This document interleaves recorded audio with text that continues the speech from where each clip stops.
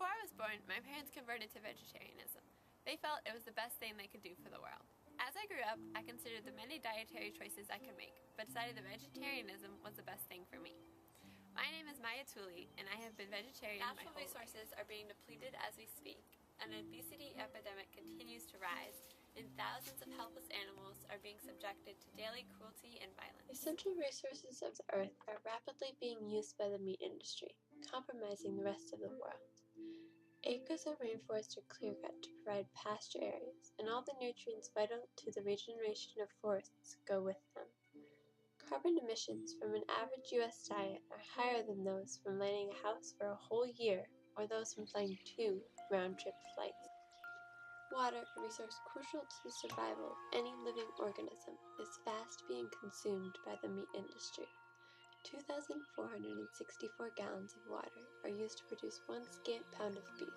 Only 25 gallons are required to produce the same amount of wheat. The world's natural reserves of water are rapidly being depleted by this inefficient consumption. Meat has played a large role in the rise of malnutrition and obesity in America.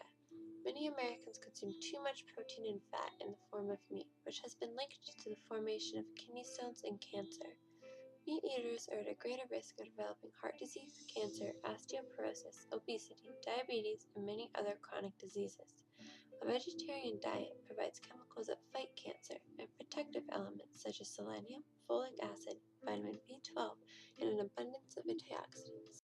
Cutting down on the amount of meat consumed also aids the protest against animal cruelty and helps eliminate sources of that cruelty.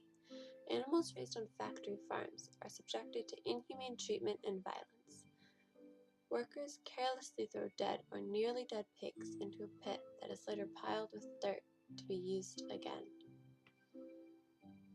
Downed animals are left on the filthy floor, and dead ones are left to rot among the living. Workers repeatedly beat helpless chickens with pipes and debeak newborns without any painkiller. Most male chicks are born considered useless by factories and are disposed of by grinding them up alive. When workers fail to sufficiently knock out an animal, the animal is still butchered, alive and conscious.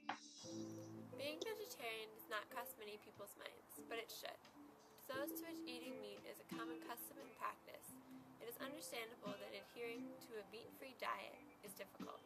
Nevertheless, there are measures that can be taken to reduce the amount of meat in the diet. If Americans refrained from consuming meat for at least 1 day a week, these meat-free days would still have a great impact.